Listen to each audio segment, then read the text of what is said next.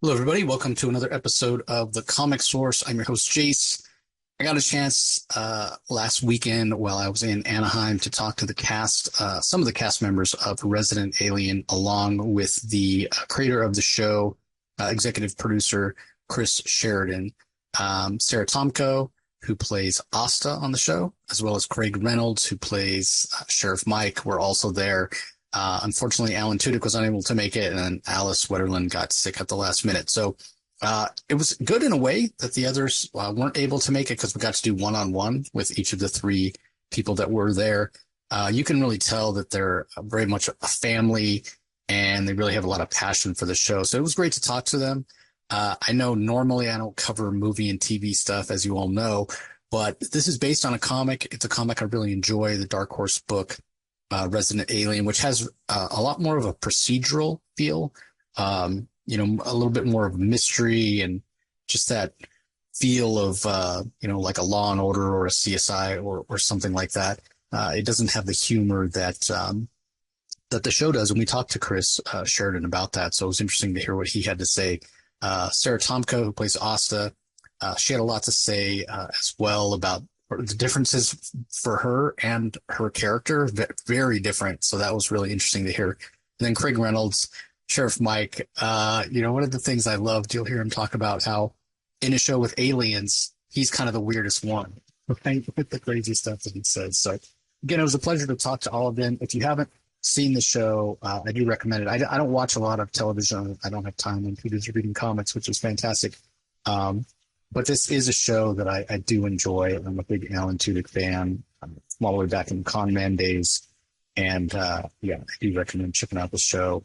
It's wildly hilarious. It's a lot of fun. And hopefully we'll hear about a new season 4 coming soon, because we just had the season 3 finale. So anyway, hope you enjoy these quick chats with the showrunner and the two cast members of Resident Alien, and we appreciate your support, and you join us as always. We'll talk to you next time.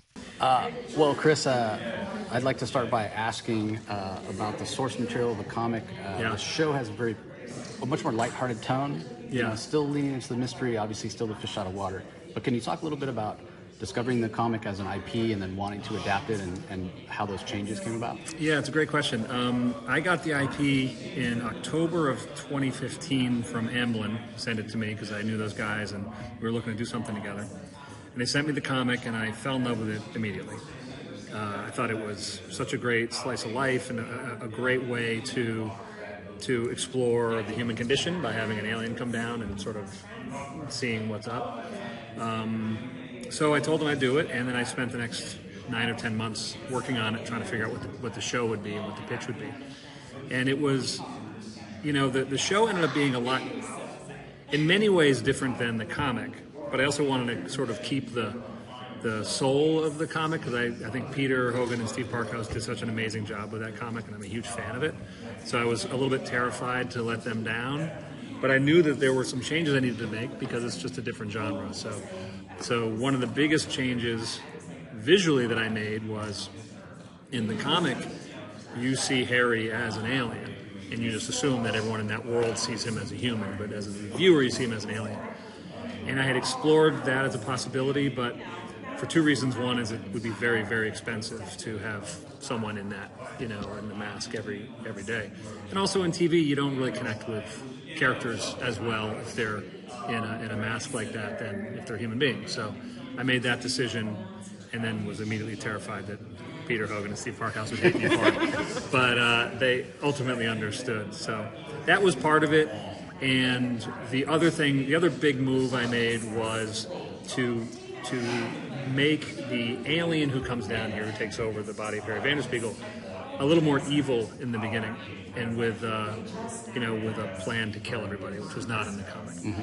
And I did that so that he would have some place to go emotionally, wanting to bring him in, wanting him to sort of learn what it's like to be human and slowly get these human emotions, which I added as well, where he gets to a place where he starts to possibly understand what these people are like and maybe not the monsters that he thought they were when he came down. And I thought that would be a really nice way to have a story like this and also lend a little hope to it and a little positivity to it we're watching this alien start to realize that maybe humans are worth saving as opposed to worthy of killing. So there was definitely some changes I made, but I tried to keep the soul of the show intact, and I think we're managing. It's a different thing, but it still feels there's some similarities. So.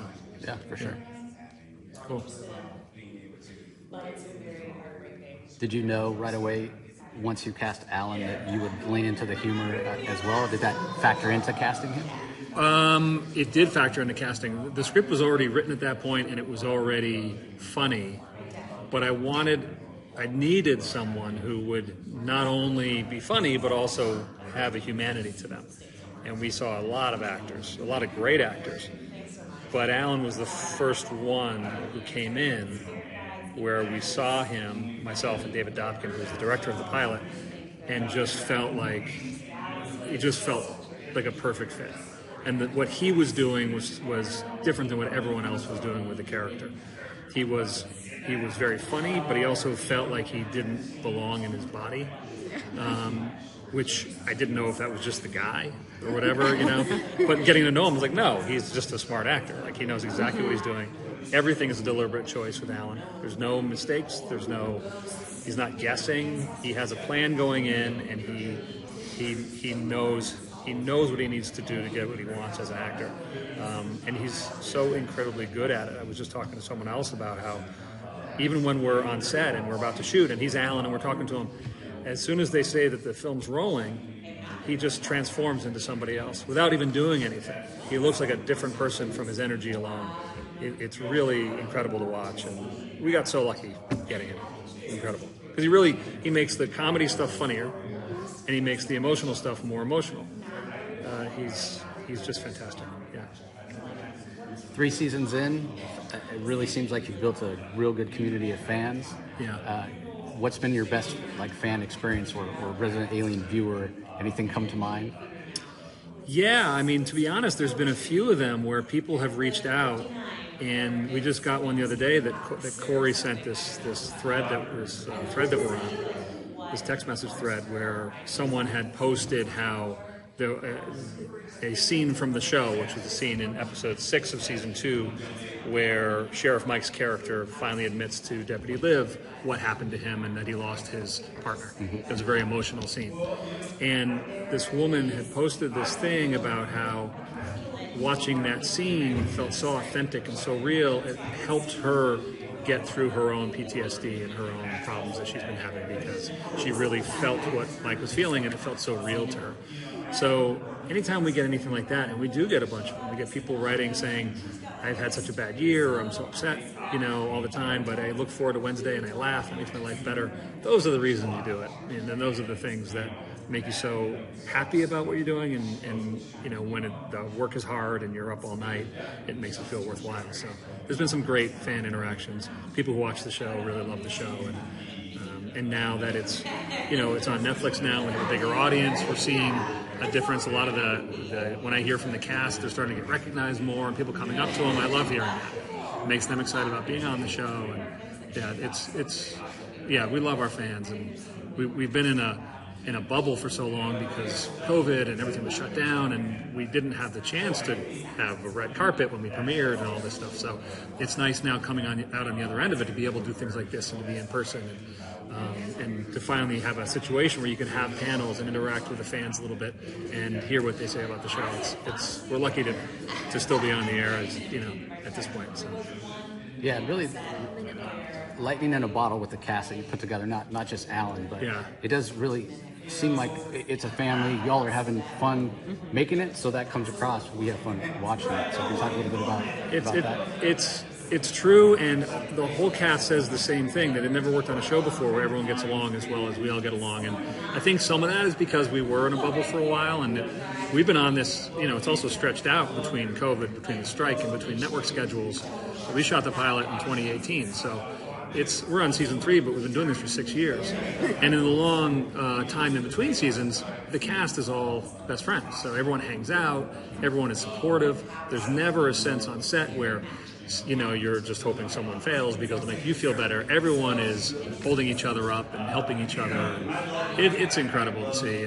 It makes it so much. It's so hard anyway to do it, that if you can do it with your friends and everyone trusts each other, I trust them as a writer. I can talk to them about the characters and open up to them, like, what do you think about this? Does it make sense to you? And they feel comfortable enough to me to say, I read this in the script and it doesn't feel right to me. And can we talk about it? And I'll sit down and talk about it. And oftentimes, usually they're right, and I'll adjust the script accordingly. So there's a lot of trust there. And a lot of that comes from the fact that everyone really loves each other, and we're all great friends. So it's really a lucky experience to work on. Fantastic. Yeah, love it. Cool. Thanks. Thank you so much. Thank you. So I have to ask, your character is so much kind of the emotional heart of the show. Thank you. Any kind of pressure as kind of that emotional barometer? Do you feel that, or is working with the cast and the script that Chris gives you just make it kind of natural? That's a great question. Pressure.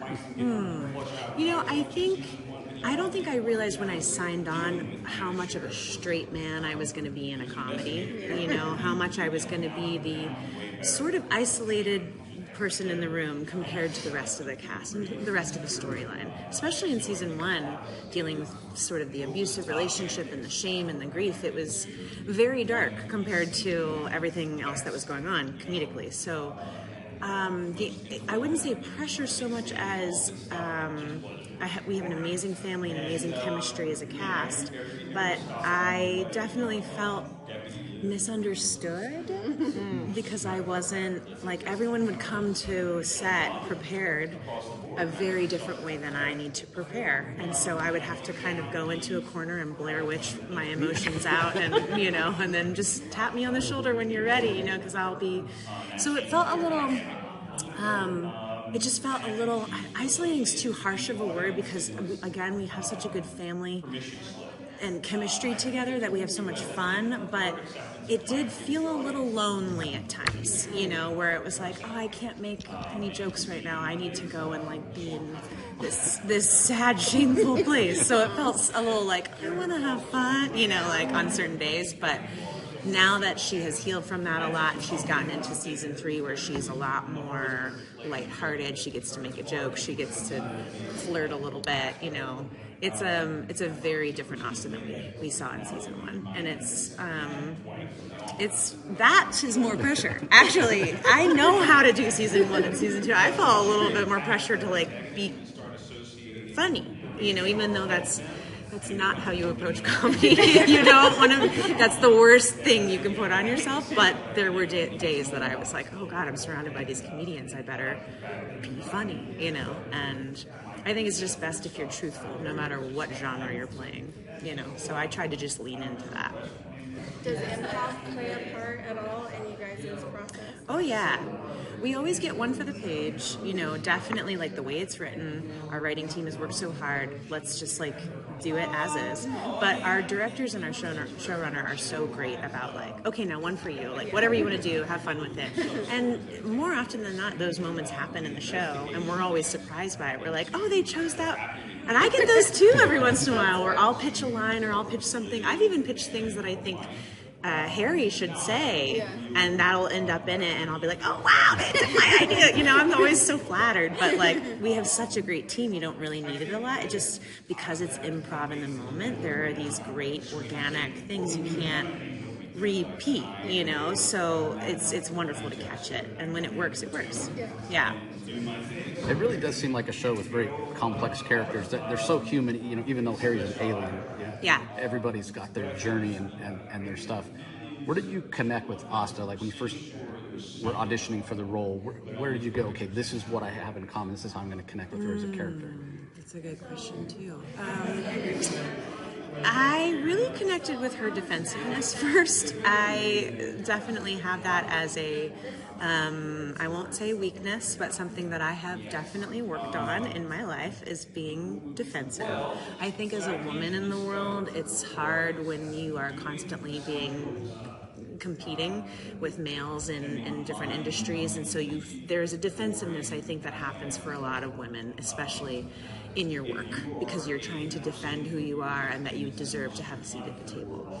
So in that sense, I totally understood where Asta was coming from, and I didn't have to put anything on that. But it's funny, I think a lot of people think that I am very much like her, and she's so much more conservative than me. I don't know if you can see at home, and I'm in the most colorful outfit, and like Asta would never wear this outfit. Like I'm much more of a hippie, cold plunge in the river, foresty, like nymph type of girl. You know, I like thrift store shopping, and Asta is just much more like she likes things a very clean cut kind of way. So we differ there in that sense. Like I don't really wear jeans. I don't wear leather. It's very like tight clothing. But that's been something too that's evolved over the seasons. That it's been nice to see her breathe a little bit into like colors and different materials, and that has been definitely part of my influence. But in general, I just think the thing that I really love about her is how much of a caretaker she is, and that is something I really understand. I had 3 brothers growing up, big family. I've always been the peacekeeper in my family, and I'm always the friend that people seem to call up and ask advice to. So that felt pretty natural for her too. At the same time, it's natural to be wondering, like, what do I do when I don't have that? You know, like I've definitely been there too. So she's great that way. Yeah, and your chemistry with Alice is something, Darcy on the show, Asta, Darcy, best friends. Talk a little bit about that working relationship. I mean, are you guys just really close, offset as well? Because you really spark off each other so wonderfully on the show. Yeah, we do. We have sort of a yin-yang thing happening where she is sort of, when she's cold, I'm hot. When I'm cold, she's hot. You know, I mean, we take turns, but we really are like a puzzle piece that fit really well together.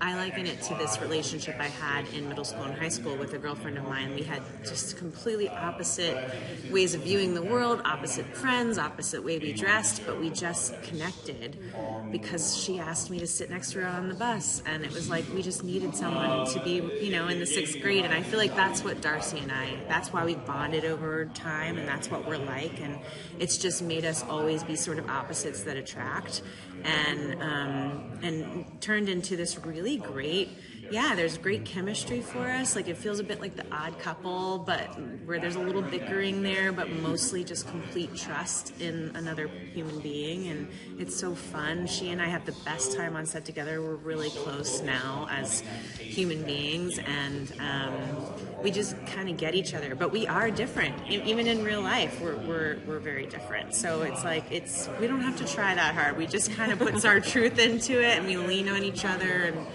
it's really, I love scenes with her because it's just a safe space and we don't have to put anything on it, It just is like, oh, it's just us in our living room. I mean, that's what's great about your friends, right? They call you on your crap. They don't let you get away with it. And I'm sure when you're working with Alice, it's kind of, like you said, it's safe and it just works. Yeah.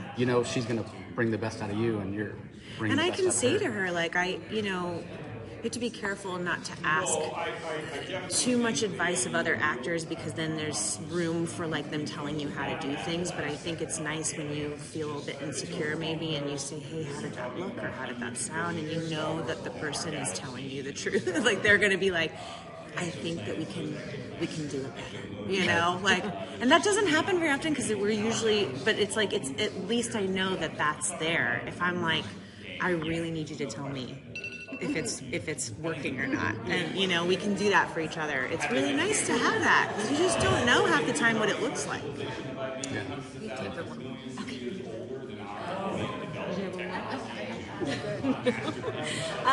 When it comes to, because I know you guys can kind of give little input here and there on the writing and whatnot. Yeah. You try to. Do you find that a lot of times that kind of breaks into a lot of shenanigans? Do a lot of things happen on set where you're like, it just kind of goes off the rails a little bit? Or especially when we're all together. We don't get to do it very often, but for Harry's birthday party and then for that scene we saw last episode where we were all attacking him, there's always somebody making a joke and putting it in, and there's, okay, can we quiet down now? And say, yes, okay, focus, but no, then someone makes a fart joke and like whatever, you know what I mean? Like there's always that happening. happening. But it is so fun, and I'm so grateful, and I just think I wish everybody could see the behind the scenes. Maybe I should film that. Yeah, I think we will. Hello, Jace, Isola, Jessica. All right, let's do it.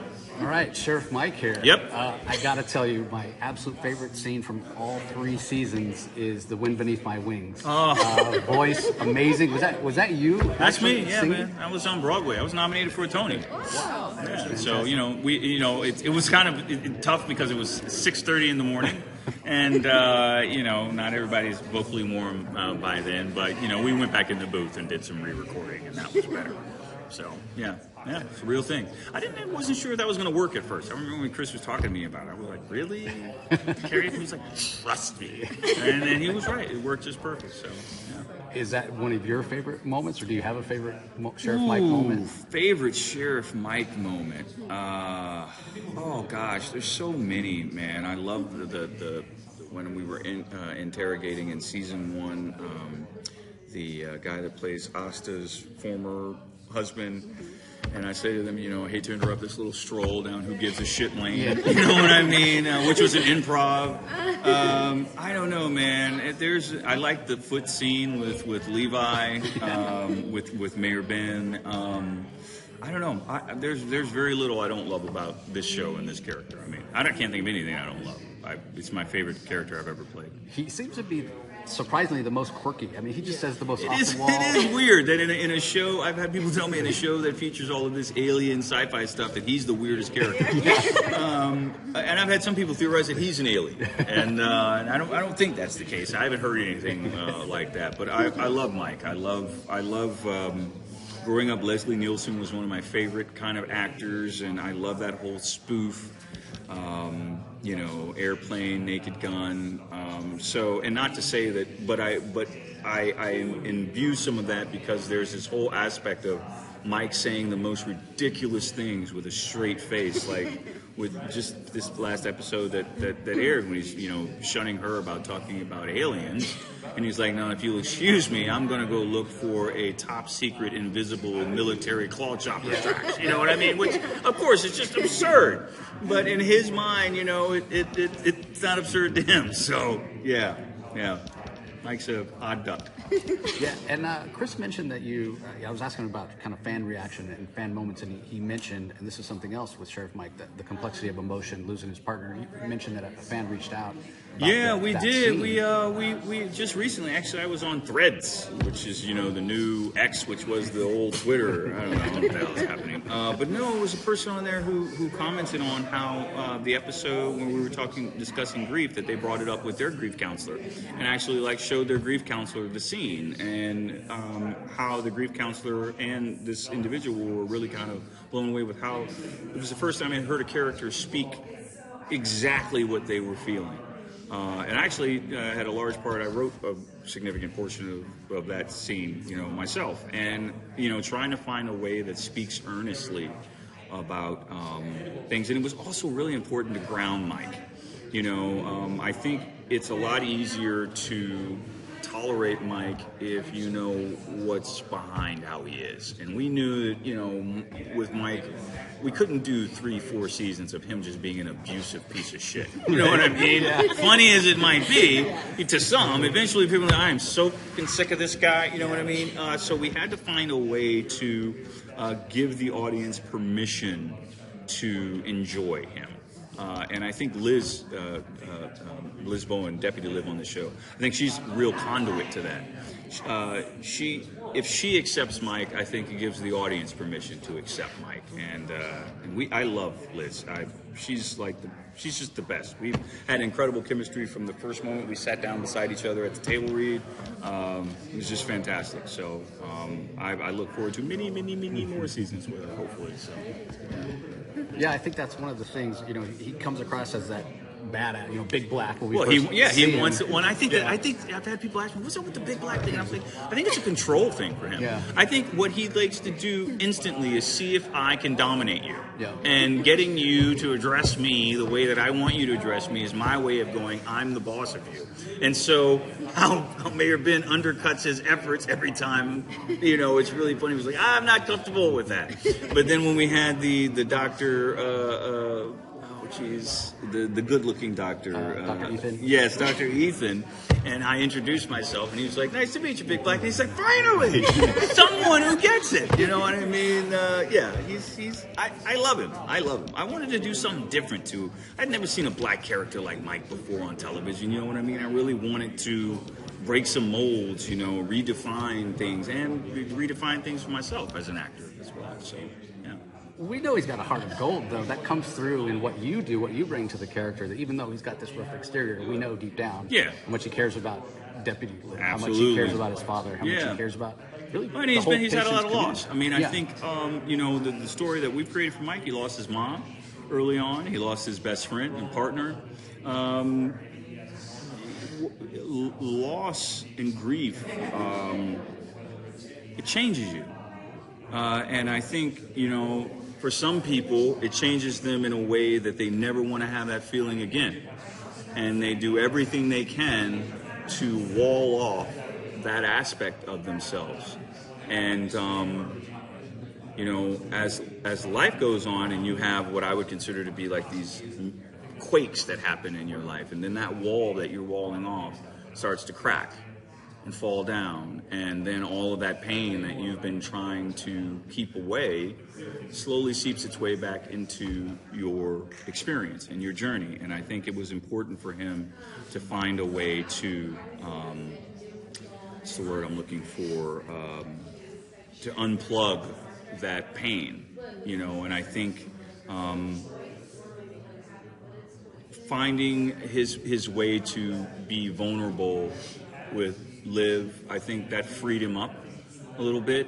Kind of like reminds me of the line that Harry says to Asta when she asked him, why didn't you, when I found out you were an alien, why didn't you erase my memory? And he's like, because I'm not alone anymore.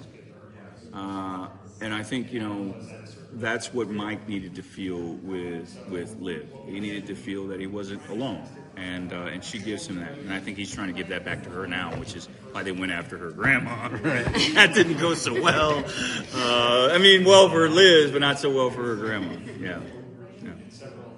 Was that something when you were exploring the character, first auditioning, knew you were going to take on the role? Was that all that complexity? Was that something that came to you right away, or has it been throughout the process? Dude, I got Mike right away. Interestingly enough, man, when I went to the audition, you know, you're in this town long enough, you know people, you're sitting at auditions, you see the same people, you know what category you're in, right? And I'm sitting there, and I'm listening to all these guys I kind of know, and I'm listening to what they're reading, and I'm listening to how they're reading, and they're just kind of like reading the lines, you know what I mean? I'm like, wow, so either I'm way the fuck off in what I'm thinking, or they're just not, you know, seeing it the way that I am. And I just went in there, I swung for the fences, and we did a little improv in the room with Chris and our director at the time, David Dobkin, and it just clicked. It clicked. I loved this script from the moment I read it. As a matter of fact, I showed Chris a text after I got the part. I had sent a text to a friend of mine talking about how, I just read this pilot, Resident Alien, it's like the best pilot I've ever read, you know, and he was like, you better book it, and I was like, I won't. And then I listed I did this whole journey of emojis, of like the happy face, sad face, frustrated face, angry face, pissed off face, and then went through this whole litany of like my journey. And then when I ended up booking the role, I screenshot it and I sent it to Chris, and he was like, you were so wrong, you did get it, you know what I mean? But it's true. I didn't, you know, in the pilot, you know, he was listed stepping down out of the truck into the snow. It was like his burly muscles rippling, and I was like, I left my muscles at home. I don't know about that part. But then once I got the part and we were at the table read, the burly muscles part wasn't in the script anymore. So it just goes to show you that when you're right, the script changes for you. And so I'm grateful for that. Still looking for the muscle. And it worked. Yeah, and it worked. It worked. Yeah, for sure. Yep.